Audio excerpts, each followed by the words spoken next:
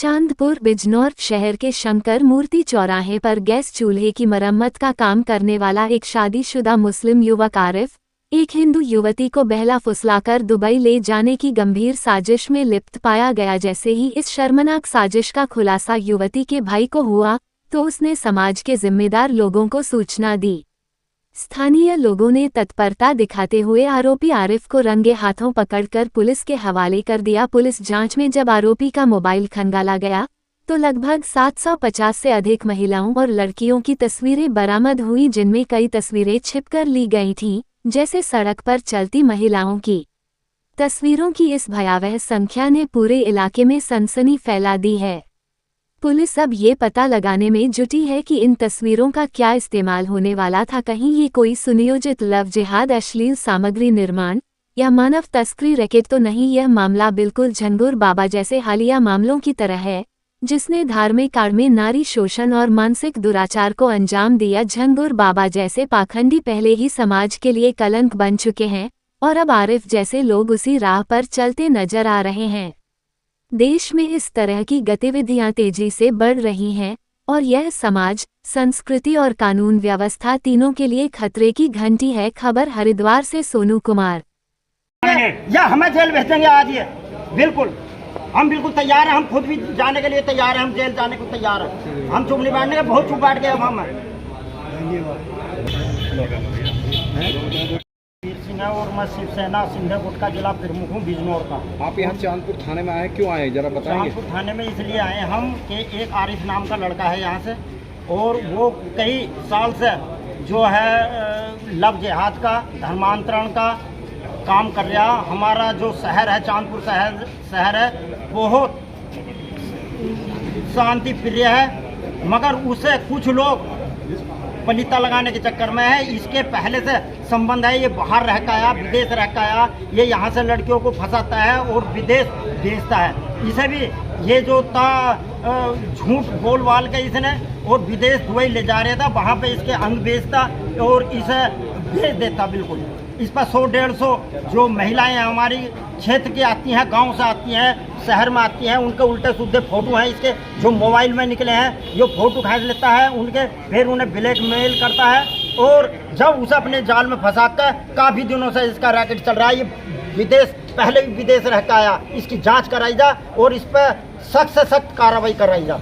अगर एक प्रदेश में झिंगर बाबा का भी नाम चल रहा है, झिंगर बाबा से भी ज्यादा निकलेगा इसका 750, उसके 500 निकले, 750 लड़कियों के फोटो इसके फोन में निकले हैं। इसका कारोबार क्या है चांदपुर? इसका कारोबार कुछ नहीं, यही है कि इधर गैस के सिलेंडर भरवा लिए किसी से, उसके आधार पर उन्हें पटाता है, बात सही करता है, उसी वजह से ये कर देता है।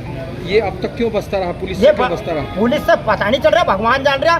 3 दिन से 4 दिन से चक्कर में पड़ रहे, पर पता नहीं कि क्यों वो हो गया। इसका भाई एक कोई पत्रकार बता, मैं उस पत्रकार की आड़ में पत्रकारिता चल रही, उसमें काम कर रही है। अच्छा, आपने अब तहरीर दे दी इनके खिलाफ? तहरीर दे दी, हमारी तहरीर ही नहीं ले रहे। ये कह रहे हैं कि वो पहली तहरीर थी, कोई सुनवाई नहीं है। तो अब आप क्या करेंगे आगे? अब हम करेंगे या तो इन्हें जेल भेजेंगे या हमें जेल भेजेंगे। हम बैठेंगे, अब गाड़ी मंगा रहे हैं अपने सब लोगों को, पूरे हिंदू समाज को, सबको बुला रहे हैं हम और यहाँ पर बैठेंगे। सोशल मीडिया के माध्यम से कल पता चला जिला बिजनौर की घटना, चांदपुर की घटना, कस्बे की। चांदपुर में एक जिहादी ने जिहाद के अटैक करा एक बिटिया, हिंदू बिटिया पे। पता कब चला? जब उसका फर्जी आधार कार्ड भी बनवा लिया उसने, उसे दुबई लेके जा रहा था। जब पासपोर्ट के लिए टीम पहुंची, जब ये संज्ञान में आया और उसके मोबाइल में इतनी चीज़ मिली है कि मुझे लगता है कहीं ना कहीं ये जो झंगुर बाबा है उसके भी ये संदेह में होना चाहिए। इसके ऊपर कठोर से कठोर कार्रवाई होनी चाहिए और माननीय योगी नाथ जी से मैं प्रार्थना निवेदन करता हूं, जो उत्तर प्रदेश के सीएम है, कि ये घटना बढ़ती जा रही है। कुछ ऐसा कानून बनाइए जो ये लगाम लगे, क्योंकि रात दिन इन जिहादियों ने अपनी मानसिकता पूरी दिखा रखी है कि हम कैसे ब्राह्मण की बच्ची को, कैसे बने समाज की बच्ची को, कैसे अपने और हिंदू समाज के बच्चे को हम टारगेट करके फंसा रहे हैं। उन समाज के प्रमुखों जो हिंदू समाज के प्रमुखों, मेरा हाथ जोड़कर उनसे भी निवेदन है कि अपनी बिटिया और अपने बेटों के आप मोबाइल चेक कीजिए, उनको देखिए वो कहीं गलत संगत में तो नहीं जा रहे हैं, क्योंकि आज समय बड़ा दुखदायी है।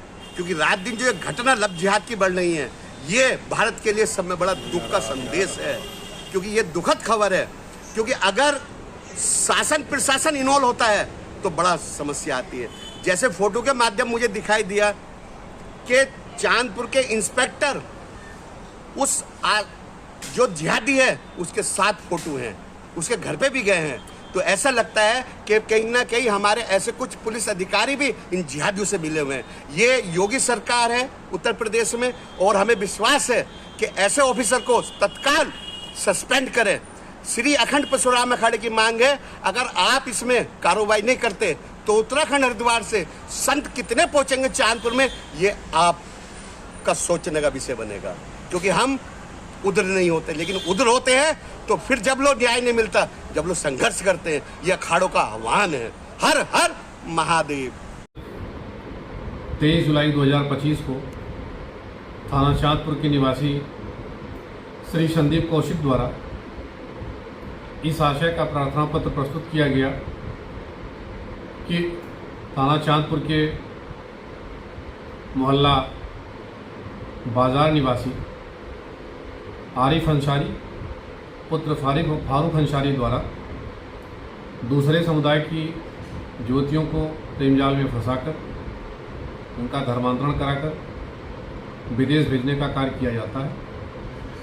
सूचना प्राप्त होते ही तत्काल सुसंगत धाराओं में अभियोग का पंजीकरण कर विवेचनात्मक कार्रवाई और साक्ष्य संकलन प्रारंभ किया गया।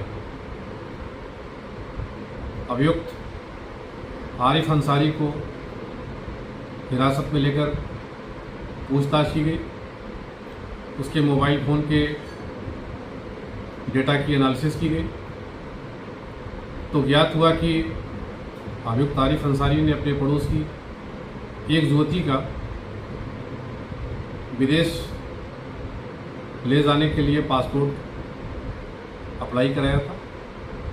पासपोर्ट की जांच के दौरान इस तथ्य का खुलासा हुआ और आरिफ ने उस युवती का छद्म नाम से 2 फेक आधार कार्ड भी बनवाया था और वो उसका इस्तेमाल करता था।